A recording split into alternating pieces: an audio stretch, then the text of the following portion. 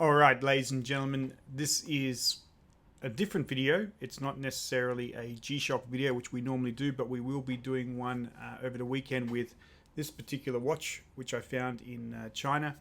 But something I'm very excited about, which is off the G-Shock thread, so I won't necessarily push it to subscribers. We'll just put it in the video. But I got a Mac Mini, and I'm very excited about this particular device because I've been looking for an upgrade for the recording studio. So I wanted to be able to take that and put this into the setup. Right now, for the last couple of years, I've actually been working off a MacBook M1 Max, which has been working really well. It still is my daily driver for everything, but there are a lot of positive reviews about the the Mac Mini M4 Pro, which is what this one actually is.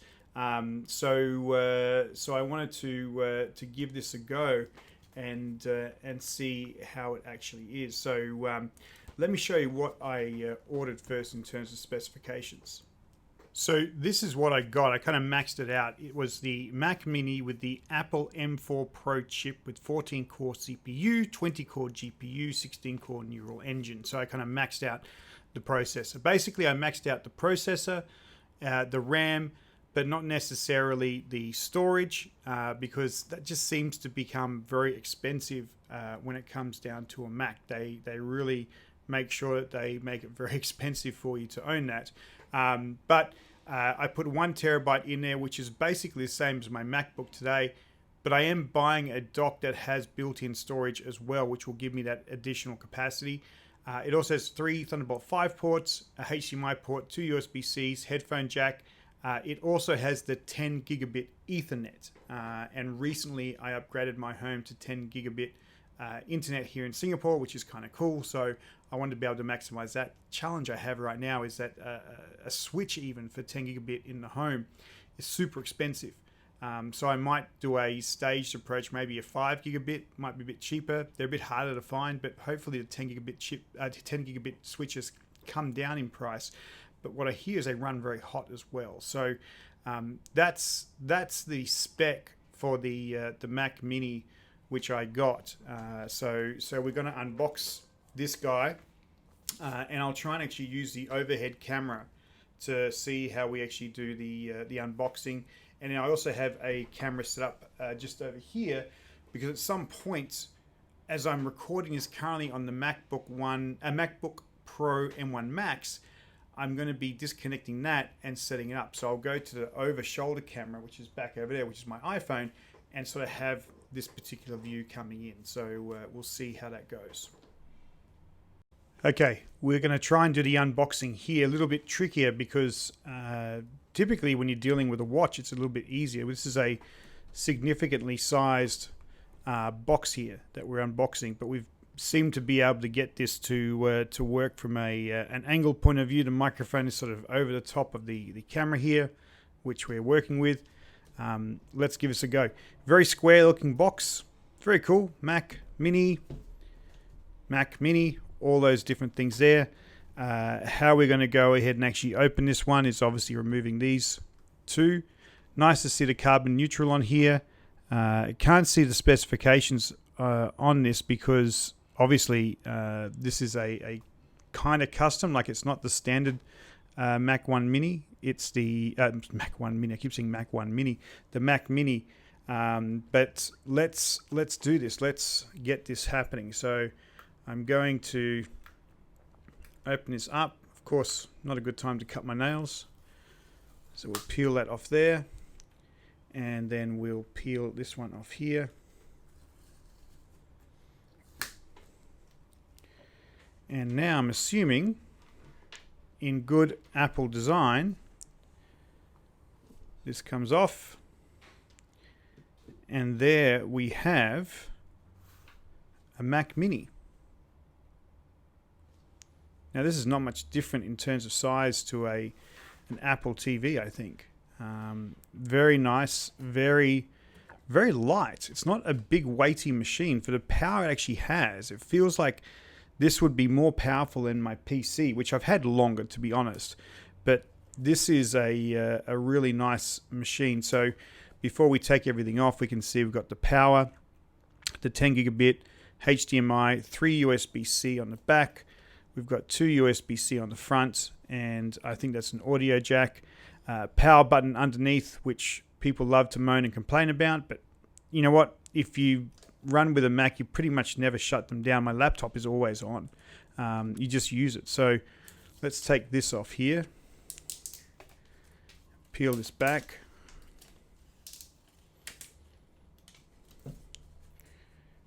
What's this say under here? Say anything? Just some of the normal packaging, I guess. But there's the device, so that's looking really nice. If we go back over here and let's open up and have a look, we've got the power cable here for Singapore. So we have the similar to the UK, 3 pins, and then the plug. So I have to make sure I've got enough places to plug this into. And then that kind of feels like it. There's a, what's this? This is obviously some instructions in a little round thing. Let's see if we can pull it out. So, Mac Mini. Welcome to your Mac Mini. Power button. Learn to connect. I'm pretty sure we should be able to work that one out. Let's have a look here. We have Mandarin, different languages. And this one is, I guess, some of the standard information. What else have we got? I know they said no more Mac stickers. Same thing again. And that's it. So interesting. No HDMI cable, considering the output of this is HDMI. Now, I can also do the display output from the USB-C as well. So we might start with that because I'm using USB-C on the MacBook at the moment. But there we have it. That is the Mac Mini, which we've purchased here. I can't even get the box back together. So the Mac Mini. Let's get this thing booted up. This is a bit of a preview of my setup environment. I'm very lucky. I've got a very large screen here, a 49-inch Samsung screen. What we're going to do here, obviously clean up my desk a little bit, but we'll just put this stuff down. And living in Singapore, you have a very constrained space. And so what I'm going to do here, I typically have underneath the desk on this side is the M1 MacBook Pro Max, which is up on this screen here. And this is me recording on my devices here. Microphone stand, overhead camera set up here. You can see that moving across. See me in my shorts and my sexy legs. So what we are going to do is shut this down, and I'm going to take the cable that was plugged into the display here. I'm going to use DisplayPort to USB-C and see the sort of resolution we actually get from that. We obviously need our cable, and I happen to have a spare power point underneath the desk, which is practical, and we'll probably do some element of optimization on the machines as well. At some point, we are going to need to look at how do we utilize some of these USB-C, because the USB-C that I use today actually plugs into that camera above the monitor, which I did my recording on. It's an old Samsung Galaxy, but that's good 4K. I also have the microphone and the other camera. So just those three alone, 1, 2, 3, will take up all of the USB-Cs, but I'm using a USB-C for DisplayPort. So that might make things a little bit interesting. I may need to utilize a USB-C hub to be able to get that set up, but let's see how that works. I do have a USB-C Razer dock here, which I guess I could plug into the MacBook, and that might give me some more ports I could use with. Maybe we can try directly with that and see how that actually runs. But I'd like to be able to see how well the Thunderbolt 5 as a USB-C goes directly into the monitor itself. So first off, let's go and shut these things down. And so we're going to shut our laptop down and see where we go from here. So let's go through and plug this in. This should be able to go down from here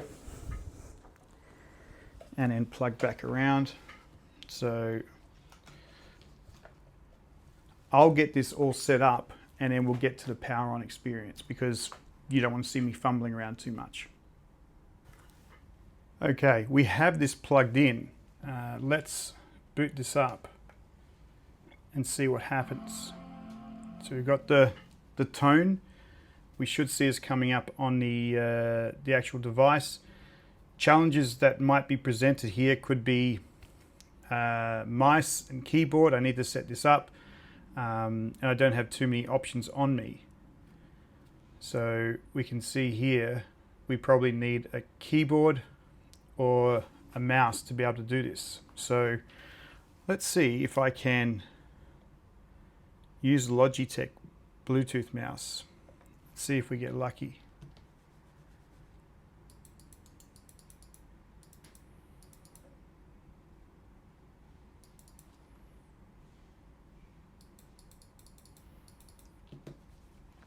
Okay, so this is obviously going to be the first trick, which is how do we actually make sure this connects? Ah, look at that. So it did recognize a Logitech Bluetooth mouse and connected it up okay. So let's click on this. We're going to go for English. Pair your keyboard. To pair a Bluetooth keyboard, turn it on and wait to connect. So I'm going to try, this is a, not a Logitech, this is a Gigabyte. Oh, this is Logitech. This is the gaming keyboards that I have. I use this quite often. So let's try this one for Bluetooth. And we are searching.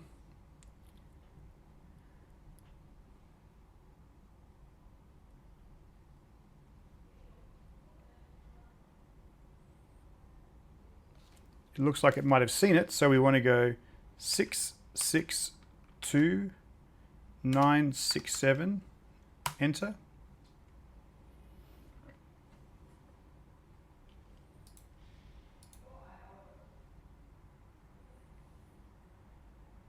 Okay, so far so good. Selecting your country or region, I guess I could say Singapore. What I typically do is say United States because I kind of feel like all of the features that I'm looking for is going to come through that way. So let's go to United States, click continue. Everything looks okay here. We'll hit continue. We won't worry about accessibility. Let's start with our password. Probably got this wrong.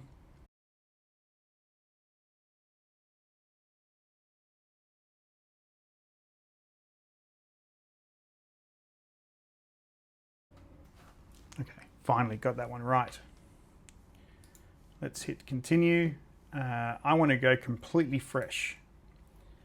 So we're going to jump through some of these things here. So it's the standard sort of setup. So what do we want to go ahead and actually do? So a few things will come on. I want to make sure that I maintain some of the privacy here. So I'll stop the recording and then we'll get to the point where we're ready to go. So in fact, maybe what I can do is just sneak on over and go like this.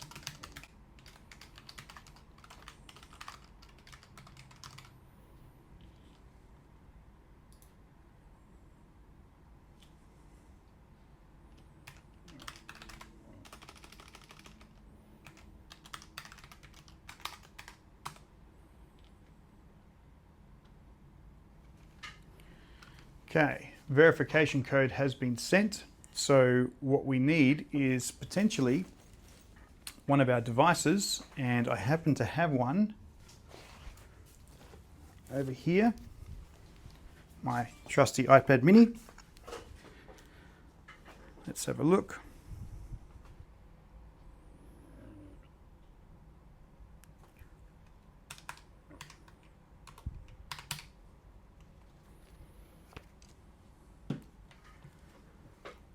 And this should be us signing in here. So our agreements, I've already said yes to these before. We'll hit OK. And this should really get us through the setup process here. So create an account. So we'll just go ahead and actually put in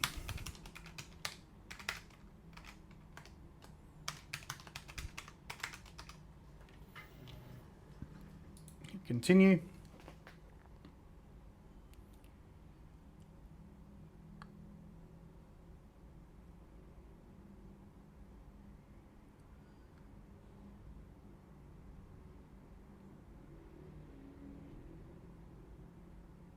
So our iCloud set up. I'm assuming that when we do this, we will have to basically do an update to the latest version of Mac OS, because 18.2 just came out the other day. So let's see how this actually rolls out. And of course, we'll probably speed up through some of these things as well.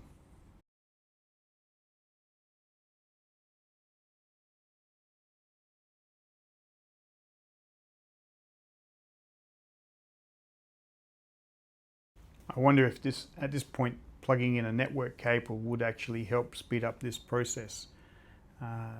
We might try that. Let's have a look. What's interesting is actually picking that thing up. That power button just is in that area where you actually grab the machine. I pressed it and I get worried that by pressing it, it might have done something, but at least we are plugged in. Everything seems operational. We haven't frozen, but still setting up account. So maybe it's just so much excessive power that it's taking a while to do. Let's keep our fingers crossed that things work out well.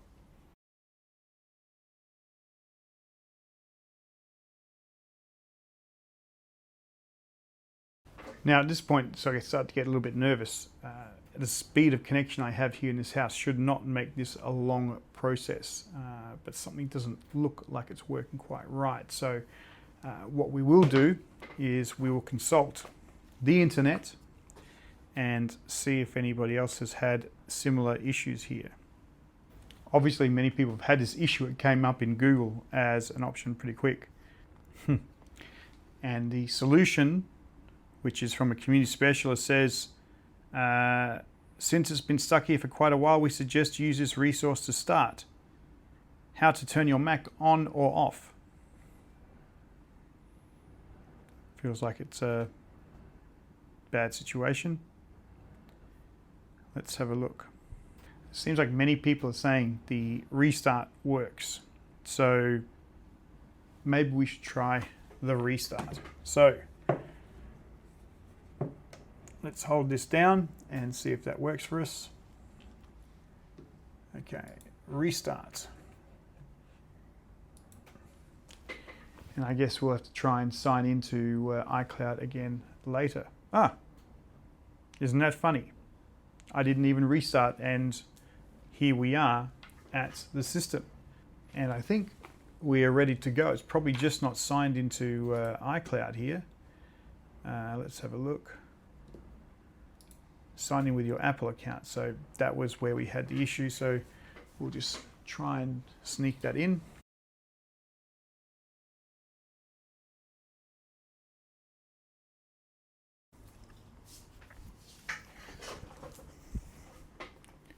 Okay, so we've got that part to work. We're now signed into our iCloud.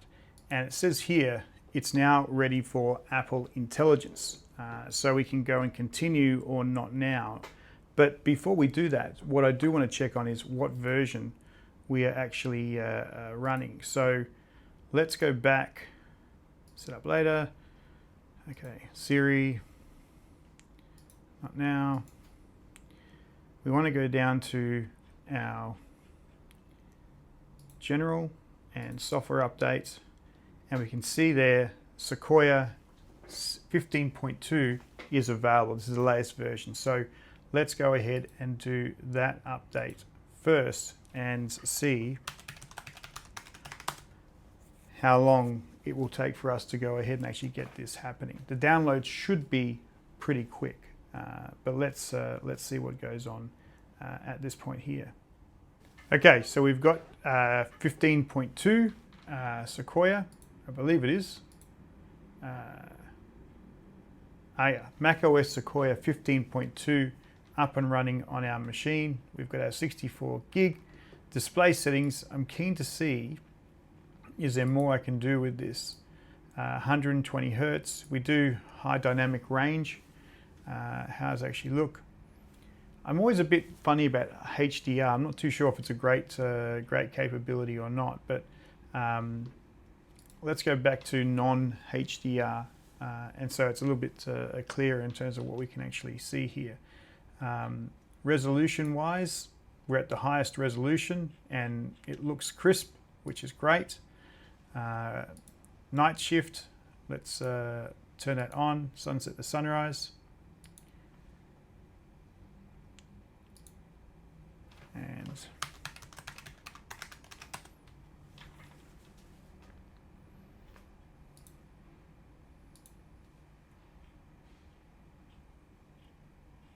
we should be running pretty well here. Now, one of the other things here is Apple Intelligence, which we want to turn on. So we can say here, this is turned on.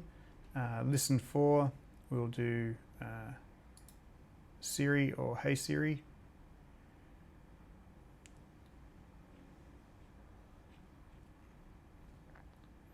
And you can see it's got the extensions there for ChatGPT. We've got our voice. Let's just test our sound. Our sound output should be our monitor. And let's try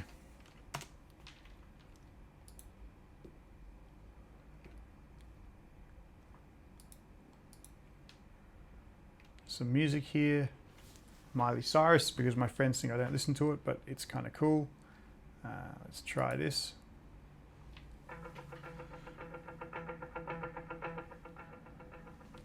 Sounding good.